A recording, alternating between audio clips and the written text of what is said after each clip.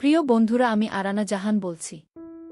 বন্ধুরা, আজকে তোমাদের আপন মায়ের সাথে ছেলের রাতের একটি সত্য ঘটনা বলবো। শেষ পর্যন্ত শুনলে তোমাদের ওটা আর স্থির থাকবে না। দশম শ্রেণীতে থাকার সময়ই আব্বা চেয়েছিল আমি যেন আর পড়ালেখা না করি। তার একটা রিক্সা আছে, চড়া সুদে আমায়ও একটা কিনে দিবে যেন রিক্সা চালাই। আমি জাবেদ। আমাদের পারিবারিক অবস্থা এত ভালো ছিল না। আমার আব্বা রফিক শেখ রিক্সা চালাতেন, আম্মা শিউলি বেগম ঘরের কাজ করতেন, আমার ছোট আরও দুটো বোন ছিল, মণি আর মালা। প্রায় রাতেই আব্বা লাল পানি খেয়ে এসে মাতলামি করত, আমাকে সামনে দেখলে পিটাইত আর আমার বই খাতা ছুঁড়ে ফেলে দিত। আম্মা কখনো আমারে সাপোর্ট করেনি, বরং আব্বার মতো টাকা কামাইতে বলতো। এসব সহজের বাহিরে চলে যাওয়ার পর আমি আমার এক শিক্ষকের বাড়িতে জাগির হিসেবে চলে যাই এবং সেখান থেকেই মেট্রিকটা পাশ করি। তারপর আর এলাকাতে থাকিনি, ঢাকা একটা গার্মেন্টসে চাকরি নিই।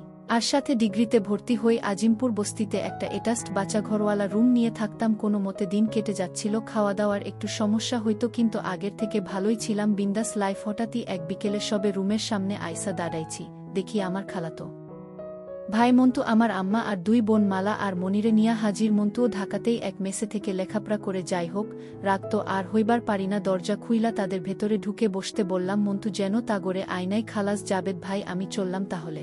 আমার এখন একটা টিউশনি আছে, সেটা ধরতে হবে। আমি বললাম আচ্ছা যা খাল্লাম্মা, চলি তাহলে। ভিতরে ঢুকতেই ছোট দুই বোন জড়িয়ে ধরল। আমারও তাদের দেখা মনটা কেঁদে উঠল। আমার বোনগুলা আমারে সত্যিই অনেক ভালোবাসে। বাড়িতে থাকতেও যখন আব্বার মায়ের খাইয়া কাঁদতাম, বোনগুলা আমার চোখের পানি মুছে দিত। মা বলল, জাবেদ তুই এত পাষাণ কেমনে হইলি রে? আমগো কোনো খোঁজ খবরও রাখলি না? আমি বললাম তোমরা তো সুখেই ছিলা, কি আর খোঁজ রাখমু? আমার খোঁজ কেমনে পাইলা? আর এইখানেই কি মনে কইরা আইছো সেইটা কু? মা বলল, তোর বাপরে তো জেলে লইয়া গেছে রে বাপ, ব্যাংক লোন নিয়া চুকাইতে পারে নাই, এখন ভিটাও গেছে, আমরা এখন কই আর জামু ক? মন্তু থেইকা শুনলাম তুই ঢাকায়, তারে ধুইরা এখানে আসলাম আমি। কেন তোমার ভাইগো কাছে যাও নাই কেন? মা, তোর বাপে তো তাদের কাছ থেইকাও আমার জমিন বেইচা টাকা নিছে, তারপর আরও কয়েকবার টাকা ধার নিছে, এখন কোনো মুখে যাইক বাপ? সব শুনে আমি মাকে সান্ত্বনা দিলাম। মাকে সান্ত্বনা দিলেও মায়ের হঠাৎ এখানে আসাটা আমায় চাপে ফেলে দিল। বিন্দাস লাইফের 12টা বেজে গেল। গার্মেন্টস থেকে মাসে যে টাকা পেতাম তা দিয়েও এক পরিবার চালানো কোনো ব্যাপারেই ছিল না। মা আসাতে খাওয়া দাওয়ার আর কোনো সমস্যা থাকলো না। সিঙ্গেল রুম হওয়াতে রাতে আমাদের সবাইকে এক খাটেই শোয়া লাগত। মা এক পাশে, মাঝে দু বোন এবং আরেক পাশে আমি। রাতে আমি ঘুমাতে পারতাম না। এক রাতে বাচ্চাঘরে যাওয়ার সময় দেখলাম মায়ের কাপড় অনেকটাই উপরে উঠে রয়েছে। আমি এগিয়ে এসে হাত দিয়ে মসৃণ পাটা একটু ছুঁয়ে দিলাম। এক কাঁপুনি অনুভব করলাম। ভালো করে দেখার জন্যে লাইটটা জ্বালিয়ে দিলাম। মার বয়স কতই বা হবে? 35 কিংবা 36, যদিও দেখে একদমই বোঝা যায় না। কথায় বলে ব্যবহারের সব জিনিসই ভালো থাকে। বাবাও তাকে ব্যবহারের উপরেই রেখেছিল। অনেক দিন থেকেই প্রমোশন হবে হবে করেও হচ্ছে না। অবশেষে রহমান সাহেব অফিস থেকে রিজাইন করাতে সুপারভাইজারের পদটা আমিই পাই। আসলেই মা আসার সময় আমার জন্যে সৌভাগ্য সাথে করে নিয়েছিল। তিনি আসার পরেই সবকিছুই যেন হাতের মুঠো মনে হচ্ছে। বিকেলে বস্তিতে ফেরার পথে 1 কেজি মিষ্টি নিয়ে নিলাম। দরজায় দাঁড়িয়ে টোকা দিতেই মা দরজা খুলে দিল, আর অমনিই আমি মাকে টেনে ধরলাম। দরজা বরাবরই খাচ্ছিল। মা সামলাতে না পড়ে খাটে পড়ে গেল, আর আমি মায়ের উপর। মনের মধ্যে প্রমোশনের খুশি থাকলেও এখনকার উত্তেজনাটা অন্যরকম। হঠাৎ ছোট বোন মালা মিষ্টির বাক্সটা দেখে চিৎকার করে উঠল, আর এতেই মুহূর্তটা যেন শেষে হয়ে গেল। মা উঠে পড়ার জন্যে নড়েচড়ে উঠল, আমিও তার উপর থেকে সরে গেলাম। ছোট বোন মালা আর মনি জিজ্ঞাসা করতে লাগত, ভাইজান মিষ্টি নিয়ে আসলা যে? আমি বললাম, ভাইয়ার প্রমোশন হয়েছে রে পাগলি। মা বলল, প্রমোশন কি রে? আমি বললাম, আগের থেকে উপরে উঠে গেছি মা, এখন কষ্ট কম হবে, পয়সা বেশি পাবো। মা বলল, তা হইলে তো ভালোই হইল। আচ্ছা জাবেদ, তোর বাপরে জেল থেকে ছোটানোর ব্যবস্থা কর না। আমি বললাম, কেন? তার কথা মনে পড়তেছে নাকি? মা বলল, হ, মনে তো পড়বই, আমার স্বামী না? আমার সাথে থাকতে হইলে ভুইলা যাও, সে তোমাগরে কি দিছে? কষ্ট ছাড়া। আমি তোমাগোর সাথে থাকতে আর কাউরে লাগবো না। আর তুমি অহন আমার খাইতাছ, আমার পড়তাছ, এখন থেইকা আমারেই তোমার সব কিছু ভাববা। মা বলল, আচ্ছা। আমার মা এমনই, আগে বাবার খাইতো, আর বাবা যা কইতো তাই সঠিক মনে করত। নিজের মাথা কখনো খাটায় না সে। আর এখন আমি যা কইতাছি তাই শুনতাছে। রাতে খাবার সময় ইচ্ছে করেই গা ঘেঁষে বসেছি। মা কিছুই বলেনি। খাওয়া শেষে বা হাতটা উরুর উপর রেখেই বিভিন্ন গল্প করতে লাগলাম, কি করে এই বস্তিতে উঠলাম হাবিজাবি। কিন্তু যাই বলছি মা আর দুই বোন মনোযোগ দিয়ে শুনল। এর ফাঁকে আমি হাতটা কাঁধে উঠিও মালা আর মনিকে বললাম, তোদের কাল স্কুলে ভর্তি করিয়ে দিব। ওরা তো খুশিতে হইচই করতে লাগলো। মা বাদ সাধল, কি দরকার স্কুলে যাওনের, ঘরে থাকবো, ঘরের কাম শিখব। আমি বললাম, একবার বলছি যাইব তো যাইব, এই যুগে লেখাপড়া ছাড়া চলা যায় না। বুঝলা? মা বলল, হু। আমি ধীরে ধীরে মায়ের উপর কৃতিত্ব নিতে লাগলাম, আর মায়ের অভ্যাসেই কর্তার কথা শোনা। এখন যেহেতু আমি কর্তা, তো আমি যা বলি তাই শুনবে। রাত যথেষ্ট হয়েছে, এবার শুতে হবে। আমি মাকে বললাম, মা, রাতে মণি মালা ঘুমের ঘোরে আমার গায়ে হাত পা তুলে দেয়, আমার ডিস্টার্ব হয়। এদেরকে এক পাশে দিয়ে তুমি এই পাশে শো। মা বলল, আচ্ছা ঠিক আছে বাপ। দেখলাম আমার কথাই রইল। মালা মণিকে এক পাশে দিয়ে মা আমার ডানেই শুয়েছেন। আমি ঘুমের ভান করে শুয়ে রইলাম। ঘুম তো আসছেই না। দুই বোনের খুনসুটি একসময় বন্ধ হয়ে আসলো। এদিকে আমার গরম হয়ে আছে। আমি মায়ের বিপরীত দিকে ফিরে আছি। একসময় যখন বুঝলাম সবাই ঘুমিয়েছে, তখন মায়ের দিকে ফিরলাম। মা আমার দিকে পিঠ করে শুয়েছিল। তার চুল থেকে নারিকেল তেলের ঘ্রাণ হাত দিয়ে কাপড় উপরের দিকে তুলতে লাগলাম। মা কিন্তু একটুও নড়ল না। আমি বুঝে গেলাম মারও ইচ্ছে আছে। আমি মায়ের কানের কাছে মুখ নিয়ে বললাম, শিউলি, আজ থেকে তোমার স্বামী আমি, তোমার সব আমি মেটাবো। মা বলল, তাহলে আজ থেকে আমি তোমার বউ হলাম। গোকাজ শেষ করে আমি মাকে জিজ্ঞেস করলাম, কি গো, কেমন লাগলো তোমার নয়া স্বামীর কাজ? মা বলল, আগের স্বামী থেকে ভালোই। আমি বললাম, তার মানে বাবা তোমায় আসল মজা দিতে পারত না? মা বলল, পারত, কিন্তু তোমার সামনে কিছুই না। তার উপর লাল পানি খেয়ে অল্পতেই হাঁপিয়ে যেত। মা বলল, আচ্ছা জাবেদ, তুমি আমারে ছাইডা যাইবা না তো? আমি বললাম, কোনো সময়তেই না। এখন থেইকা তো তুমি আমার বউ। এই মা হইলে হয়তো ছাইডা যাইতাম, কিন্তু বউরে কি ছাড়ন যায় কও? তোমার মতো আরেকটা কই পামু কও? মা বলল, তুমি তোমার বাপ থেইকাও শয়তান। সকালে একটু দেরিতেই উঠলাম। মালা আর মনির হইচই এ ঘুম ভেঙে গেল। মাকে বলতে শুনলাম, তোদের ভাইজান ঘুমাচ্ছে, এমন করছিস কেন? একদম মায়ের খাবি কইলাম। মালা বলল, ভাইজান এত বেলা অবধি ঘুমালে আমাদের স্কুলে নিবে কে? আমি আধবোজা চোখে বললাম, এই তো ভাইজান উঠে গেছি। বাচ্চা ঘরে গিয়ে গোসল করে তারপর সাবার সাথে নাস্তা করলাম। মা আগেই আমাকে নাস্তা দিল। বড় ডিমটাও আমার পাতে দিল। সব শেষে আমার পাশে এসে বসল। আমিও পেছন থেকে হাত দিলাম। নাস্তা শেষে দুই বোন মা থেকে বিদায় নিল। যাওয়ার আগে মাকে টেনে ধরে তারপর বের হলো। আমিও সেই সাথে টেনে ধরে বললাম, আসছি গো বউ। মা বলল, তাড়াতাড়ি ফিরিও। মনি মালা থেকে 2 বছরের বড় ছিল, মনির ছিল 7। মলার 5 বছর। মনিকে এলাকার প্রাইমারিতে ক্লাস 2তে ভর্তি করিয়ে দিলাম। আমি ইচ্ছে করেই তার বাবা মায়ের নামের জায়গায় দিলাম বাবা জাবেদ আর মা শিউলি বেগম। আর মালার জন্যে এমনিতেই কিছু বই কিনে নিয়ে আসলাম। যেতে যেতে ভাবলাম, 2 মেয়েই যদি স্কুলে পড়ে তাহলে মায়ের সময় কাটবে কি করে। তাই মালাকে বুঝিয়ে সুঝিয়ে কিছু চকচকে বই কিনে দিয়ে ঘরে নিয়ে আসলাম। কই মা, দেখো তোমার মেয়েকে নিয়ে আসলাম। মা মালাকে রেখে দিল। আমি কিছুক্ষণ থেকেই অফিসে চলে গেলাম। গার্মেন্টসের মেয়েগুলোও সব আগুন। এদের দেখেই আমার বারবার মায়ের কথা মনে পড়ে যাচ্ছিল। অফিস শেষে মার্কেট থেকে মায়ের কিছু ছোট কাপড় কিনে নিলাম।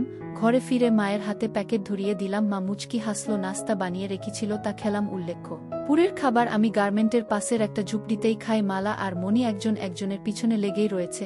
বুঝলাম আরও বড় একটা বাসা দরকার। রাতে খাওয়া শেষে মনি কিছুক্ষণ বই নিয়ে গুনগুন করে ঘুমোতে গেল। মা আমার পাশেই শুয়েছিল, তার মাথাটা আমার ডান হাতের উপর ছিল। আমি বললাম, কি হবে নাকি 1 রাউন্ড?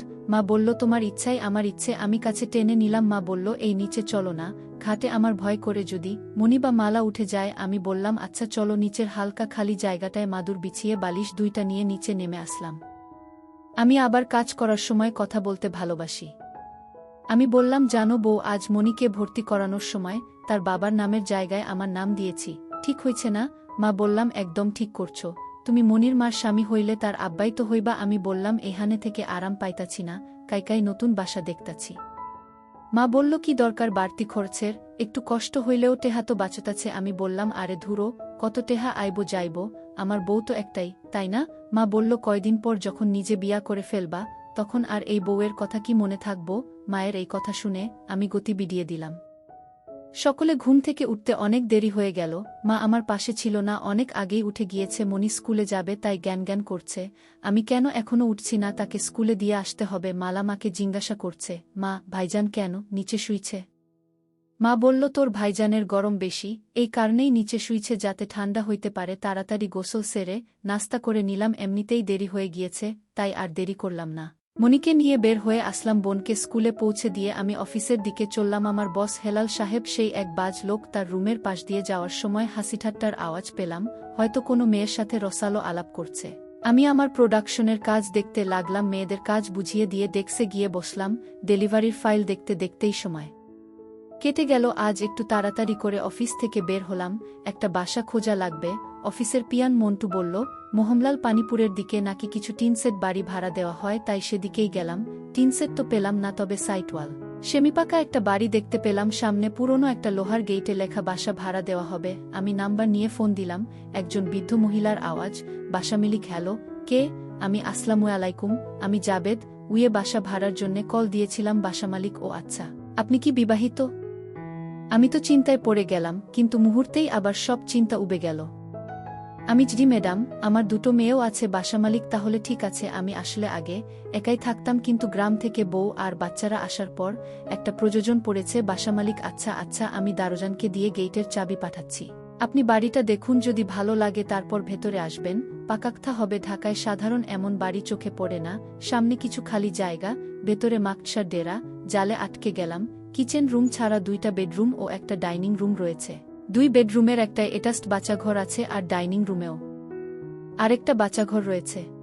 সিম্পলের মধ্যে এই বাসাটাই আমার পছন্দ হয়ে গেল। দারোজান আমাকে দোতলা নিয়ে গেল। দোতলার ডান পাশের ইউনিটে মহিলা থাকেন। ভিতরে যেতেই খুবই বিনয়ীভাবে আপা সম্বোধন করে সালাম দিলাম। আমার চাপ্পাদারি অবশেষে কোনো কাজে আসলো। আমাকে দেখেই তিনি সোফার দিকে ইঙ্গিত করে বাসতে বললেন, কি করেন আপনি? একটি গার্মেন্টসের সুপারভাইজার। আপনার পরিবারে কে কে আছে? আমার স্ত্রী আর 2 মেয়ে। আপা, আপনি আমায় তুমি করে বলতে পারেন, তাহলে বোধহয় দুজনেই কমফোর্টেবল ফিল করব। আচ্ছা শুন তাহলে, বাড়িটা আমার অনেক দিন থেকেই খালি পড়ে আছে, যার কারণে এলাকার দখলবাজদের নজরে পড়ে গিয়েছে। তাই মূলত ভাড়া দিতে চাচ্ছি। আসলে এমন একটি পরিবারকেই আমার বাড়িটা ভাড়া দিতে চেয়েছিলাম। আজকাল কত কিছুই হচ্ছে। নতুন নতুন যুবক যুবতীরা পালিয়ে এসে স্বামী স্ত্রী পরিচয় দিয়ে বাসা ভাড়া নিচ্ছে, পরে পুলিশি ঝামেলায় পড়তে হচ্ছে আমাদের মালিকদের, যার কারণে পরিবারে বাচ্চা কাচ্চারা থাকলে তারপরও বিশ্বাস করা যায় জি, বাড়িটা পেলে আমারও খুব উপকার হতো। কিন্তু আপা, ভাড়াটা কত দিতে হবে যদি বলতেন? বাড়িটা মূলত এই কারণে ভাড়া দিচ্ছি যেন সেটা অন্তত আমার দখলে থাকে। ভাড়ার টাকাটা আমার কাছে মুখ্য নয়। আমার বাড়িতে থাকতে হলে সব পরিষ্কার পরিচ্ছন্ন করে রাখতে হবে, তারপরেও কিছু ভাড়া তো দিতেই হবে। মহিলা মুচকি হাসলেন। 5,000 করে দিও, প্রতি মাসের 7 তারিখের মধ্যেই দিতে হবে। আর বিদ্যুৎ বিল তোমাদের হোক না সেমি পাকা, ঢাকার মধ্যে 5,000 টাকা অনেক কমেই। তারপরও এমন ভাব করলাম যেন আমার সে দেওয়া সম্ভব নয়। আপা, আরেকটু যদি কম রাখা যেত। আসলে 2 মেয়ের পড়ালেখার খরচ চালাতে প্রতি মাসেই আমাকে হিমসিম খেতে হয়। আচ্ছা শোনো, 4.5 দিও ব্যাস, এর থেকে কমাতে বলো না। আবার অনেক উপকার করলেন। আপা, আমি পকেট থেকে 1 মাসের টাকা বের করে অগ্রিম দিতে চাইলাম।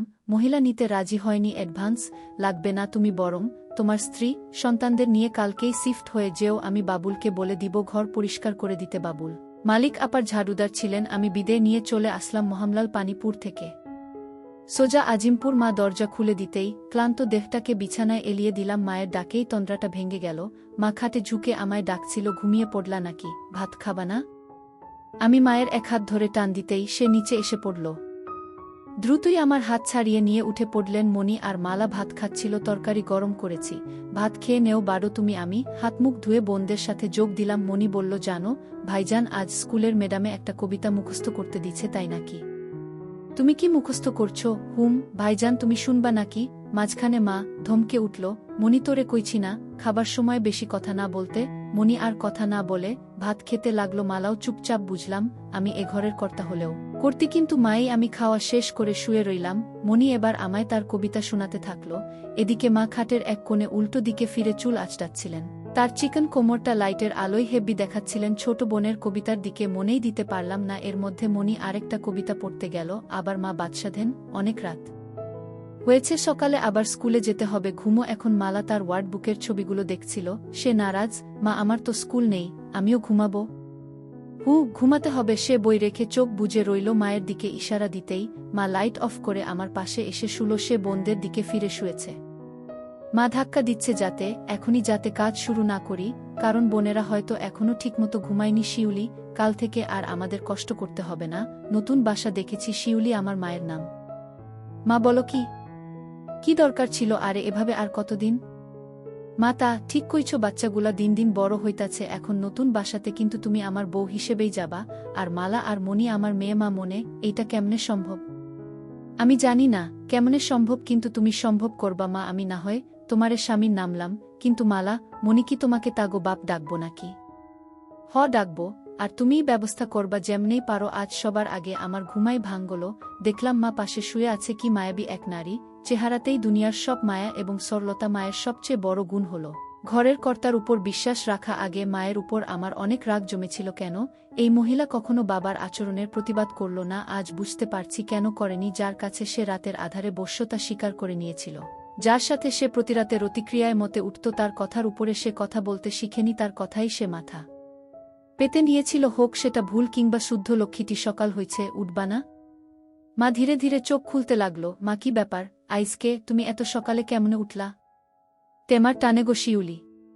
মা হইছে সকাল সকাল আবার শুরু কইরা দিও না, সরো, আমারে উঠতে দেও। আমিও উঠে গিয়ে ফ্রেশ হলাম। মা এই ফাঁকেই মালা আর মনিকে জাগিয়ে দিল। তারাও একে একে দাঁত ব্রাশ করে ফ্রেশ হয়ে নিল। এরপর মা আবার নাস্তা বানানোর কাজে হাত দিলেন। আসলে প্রতিদিন তো সকালে ঘুমেই থাকি, অনেক কিছুই লক্ষ্য করা হয় না। নাস্তা বানানোর সময় বিন্দু বিন্দু ঘামে তাকে আরও অনেক বেশি কাছে টানে। সাহায্যের ছুতো বারবার ছুঁয়ে দিচ্ছিলাম। বোনেরা তো তাদের নিজেদের মধ্যকার খুনসুটিতেই ডুবেছিল। অবশেষে নাস্তা সারলাম, মাকে বলে রেখেছি কাপড় চোপড় আর বাসন কোসন সব যেন গোছগাছ করে রাখে। আমি এসে ফ্যান আর খাটটা খুবলো। মনিকে স্কুলে দিয়ে আমি অফিসে চলে গেলাম। অফিস থেকে আজ হাফ শিফটেই বের হয়ে আসি। আসার সময় হেলাল সাহেবকে বলি, বস আসলে যেন সামলে নেন। বের হয়েই পাশের মার্কেটে যাই, মায়ের জন্যে একটা বোরখা দেখতে থাকি। মা যেহেতু হলদে সাদা রঙের, তার জন্যে কালো রংটাই পারফেক্ট মানাবে। মারেরই একটা বোরখা নিলাম এবং এক জোড়া নতুন জুতো, কিছু চুড়ি আর হালকা একটা বড় মেকআপ বক্স মালা। আর মনির জন্যেও নতুন জামা আর জুতো কিনি। মা বলেছিল তার জন্যে নিরোধক বডি কিনতে, কিন্তু আমি কিনলাম না, কারণ এক সিনিয়র ভাই বলেছিলেন বডি খেলে নাকি শরীর মুটিয়ে যায়। আমি চাই না আমার মা প্লাস বউটা মুটিয়ে যাক। সব শপিং করা শেষে ঘরে ফিরে যাই। মা অনেক খুশি হলেন, মালাও খুশিতে আত্মহারা। মা ঘরের সব কিছুই গুছিয়ে রেখেছিল। আমি স্কুল থেকে মনিকে নিয়ে আসলাম, তারপর সিলিং ফ্যান ও খাটটা খুলে রাখলাম। মিনি ট্রাক ড্রাইভার রনিকে বলে রেখেছিলাম, ফোন দিতেই চলে আসলো। সব উঠিয়ে নিলাম। বস্তিতে কেউ তেমন পরিচিত ছিল না। এখানকার মানুষকে কখন আসে কখন যায় তারই ঠিক নেই। পরিচয় হবেটা কখন। মা বোরখা পরার পর তাকে পুরোই নায়িকাদের মতো লাগতেছিল। আরও মুখে হালকা মেকআপ করার কারণে বয়সও অনেক কম মনে হয়। মনি, মালা আর আমি সিএনজি করে মোহামলাল পানিপুর গেলাম। মালিক আপাকে ফোন দিতেই বাবুলকে দিয়ে চাবি পাঠিয়ে দিল। তালা খুলে গেটের ভেতরে ঢুকতেই দেখি সেদিনের সম্পূর্ণ উল্টো চিত্র। সেদিন কেমন অপরিষ্কার ছিল, আজ একেবারেই ঝকঝকে বাড়িটা। মায়ের অনেক পছন্দ হলো। বাবুল ভাই চাবি বুঝিয়ে দিয়ে চলে গেলেন। কিছুক্ষণ পর ট্রাক আসলে সেখান থেকে রনির সাথে ধরে সব মালামাল বাহির করে নিই। মোটামুটিভাবে খাট ফ্যান ফিট করার পর রনি সহ আমরা টিফিনকারি করে বয়ে আনা মায়ের রান্না করা মাংসের খিচুড়ি খেলাম। ভাবি খিচুড়িটা অস্থির হয়েছে। আমি কিন্তু রনিকে বলিনি যে সে আমার বউ, কিন্তু রনি অনুমান করে নিল। এ থেকে বোঝা যাচ্ছে শুধু আমার চোখে নয়, বাকিদের চোখেও মাকে কম বয়সী মনে হচ্ছে। মা, আরও কিছু নেও। রনি, না না ভাবি, এর থেকে বেশি খেলে আর নড়তে পারবো না আমি। তোর ভাবির হাতের রান্না সত্যিই খুব ভালো হয়। আমার বউ বলে না, নিরপেক্ষভাবেই বলছি। আমি হাসতে লাগলাম। মা, হইছে, তুমি এবার থামো। খাওয়া শেষে রনিকে ভাড়া বুঝিয়ে দিলাম, সে চলে গেল। মা এরই মধ্যে ঘর গুছানোর কাজে লেগে গিয়েছেন, একেবারে জাত গিন্নি। আমি ক্লান্ত হয়ে শুয়ে রইলাম। আমার পিচ্চি বোন মনিও ক্লান্ত হয়ে আমার পাশেই শুয়ে পড়ল। আর মালা মায়ের পিছনে পিছনে মায়ের কাজ বাড়াচ্ছে। মনি, ভাইজান, বাড়িটা আমার খুব ভালো লাগছে। আমি তাই নাকি রে? আমি তাকে কাতুকুতু দিতে থাকলাম। এর ফাঁকে আমি আবার ফার্নিচার দোকানে গেলাম। স্টিলের একটা খাট প্লাস ফোম এবং একটা সিলিং ফ্যান কিনে নিয়ে আসি। ঘর গোছাতে গোছাতে মাগরিবের আজান দিয়ে দেয়। এটাস্ট রুমে ছোট ওয়ার্ড্রোবটা এবং বড় খাটটা দিলাম। আর 2 রুমে স্টিলের খাট প্লাস সিলিং ফ্যান লাগালাম। কিচেনে সিলিন্ডার প্লাস চুলা ফিট করলাম। আর সব বাসনকোসন মা রান্নাঘরে সেলের উপর গুছিয়ে রাখল। সব টাকার উপর দিয়ে গেল। ভাগ্যিস আগ থেকেই ব্যাংকে কিছু টাকা করে রেখেছিলাম। মা অবশ্য বাড়তি খরচে বিরক্ত। তার এক কথা, কেন স্টিলের খাটটা কিনলাম? তার কানে কানে বললাম, রাতে বুঝবা। মা লজ্জায় টমেটোর মতো লাল হয়ে গেল। মাস্টার বেডরুমে ঢুকে বাচ্চাঘর থেকে আমি ফ্রেশ হয়ে নিলাম। তারপর মা ফ্রেশ হওয়ার জন্যে বাচ্চাঘরে ঢুকলো। বস্তির মতো এত কোলাহল আর শোরগোল থেকে বের হয়ে ভালোই লাগছে। অবশেষে মনমতো একটা বাড়ি পাওয়া গেল, মনমতো বিছানা। মালা আর মনি পাশের রুমে ফোমের উপর লাফাচ্ছিল। রাত 2টো, মাথার উপরে ফুল স্পিডে ফ্যান চলার পরেও ঘামে গা জবজব করছে। মা আর আমার দুজনেরই একই অবস্থা। কাজ করতে করতে কখন যে 3টে বেজে গেল বুঝতেই পারিনি। দীর্ঘ পরিশ্রমের কারণে ক্ষুধা লেগেছিল। আমাদের মা, ছেলের মা, রান্নাঘরে গিয়ে আমার জন্যে কিছু সেমাই বাটিতে করে নিয়ে আসলেন। সেমাই খাবা? হুমো। একটা জিনিস বহু আগ থেকেই লক্ষ্য করছি, যে দিন থেকে মায়ের সাথে প্রথম হয়েছিল সেদিন থেকেই মা আমারে যথেষ্ট সম্মান দিয়ে কথা বলে। মা আমার হাতে সেমাই দিয়ে নিজের জন্যে নিতে যাচ্ছিলেন, আমি তার হাত টেনে আমার পাশে বসিয়ে দিলাম, তারপর এক চামচ নিয়ে তার মুখে দিলাম আর পরে আবার আমি খেতে লাগলাম। বউ, তোমারে না কইছি মালা আর মিলিরে বলবা আমারে যাতে আব্বা বইলা ডাকে। মা, আমারে কি এখনো তুমি বিয়া করছো? না। মা, তাহলে হেরা তোমারে আব্বা ডাকতে যাইব কেন? তার মানে তোমারে আগে বিয়া করা লাগবো? আচ্ছা, কালকাই তোমারে বিয়া করমু, এখন আসো আরেক ধাপ হয়ে যাক। এই তোমার না সকালে অফিস আছে? আরে অফিস পরে, এদিকে আসো। সকালে ঘুম থেকে উঠি দু বোনের দুষ্টুমির শব্দে, আমি উঠতেই তারা চুপ হয়ে গেল। মা দেখলাম মুচকি মুচকি হাসছে। মায়ের হাসি দেখে টং করে উঠল। অতিকষ্টে নিজেকে সামলে বাচ্চাঘরে গিয়ে গা ধুয়ে ফ্রেশ হয়ে নিলাম। মা, কই গো, তোমার নাস্তা রেডি? আমি আসছি। নাস্তা করতে এসে দেখি বোনেরা আমায় দেখে দমে গেল। আমিও কিছুই বললাম না, চুপচাপ নাস্তা করে উঠে পড়লাম। আর মনিকে বলি স্কুলের জন্য রেডি হয়ে নিতে। নতুন বাসা থেকে স্কুলটা একটু দূরে হয়ে গেছি, আজ আমি দিয়ে আসি, কাল থেকে স্কুলের ভ্যানকে বলে দিব আমি আর মনি রিকশায় করে যাচ্ছি। তো মনি বলে উঠল, ভাইজান, মা বলেছে আজ থেকে যেন তোমারে আব্বা বইলা ডাকি। তুমিই হলে আমাদের নতুন আব্বা। মা যে আমার কতটা বাধ্যতা বোনদের প্রতি, তার নির্দেশ শুনে আরও বেশি করে বুঝতে পারলাম। তোদের মা যখন বলছে অবশ্যই ডাকবি, কিন্তু এতদিন তো তোমায় ভাইজান বলে ডাকতাম। ঠিক আছে, তো বড় ভাইজান তো বাপের সমান হয়, জানিস না? মাও একই কথায় বলছে। শোনো, মা ঠিকই বলেছেন, এখন থেকে কেউ যদি তোদের বাবার নাম জিগায়, ভাইজানের নাম বলবি। মা যখন আমাকে তোদের বাপ বানাইছেন, তোদের দেখার দায়িত্ব আমার। যে কোনো সমস্যা হইলেই আমায় বলবি, ঠিক আছে? ঠিক আছে ভাইজান। আবার ভাইজান? ঠিক আছে আব্বা। ছোট বোনের মুখে আব্বা ডাক শুনে পরানটা জুড়িয়ে গেল। ছোট বোনের স্কুল চলে আসলো, তাকে টিফিনের জন্য কিছু বাড়তি টাকা দিলাম আর একটা বিদায় আদর দিয়ে বিদায় নিলাম। আফিসে আজ বড় সাহেব এসেছেন, সবার সাথে আমারও ঘাম ছুটে গেল। যদিও গত এক মাসের প্রতিটি ডেলিভারির হিসেব আমার কারাই ছিল, কিন্তু হেলাল সাহেব অফিসে মেয়ে নিয়ে ব্যস্ত থাকায় তার হিসেবে গোলমাল দেখা দিল। বড় সাহেবের আমার মুখের তেমন একটা লাগাম নেই।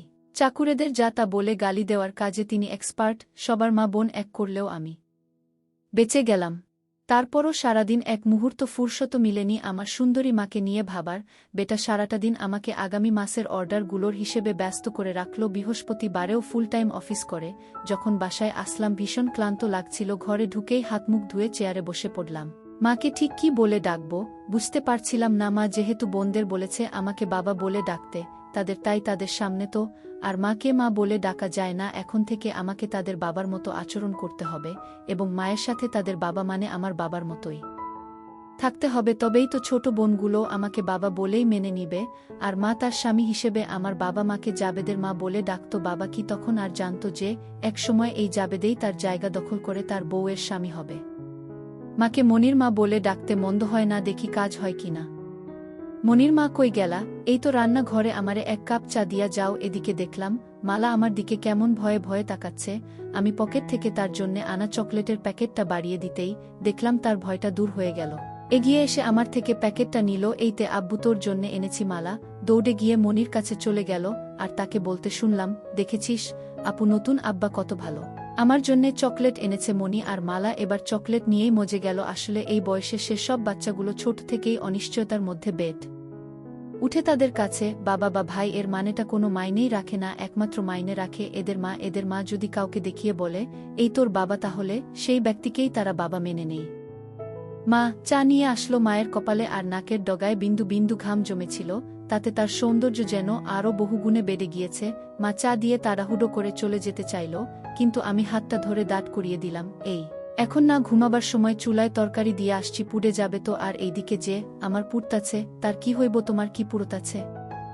আমি চেয়ারে বসা ছিলাম, মাকে টেনে বসিয়ে নিচ থেকে শক্ত হওয়া বুঝিয়ে দিলাম। মনি আব্বা আব্বা বলে ডাকতে ডাকতে বাড়ি মাথায় তুলেছে। মা গিয়ে বকা দিল, এত জোরে চিৎকার দিচ্ছিস কেন রে?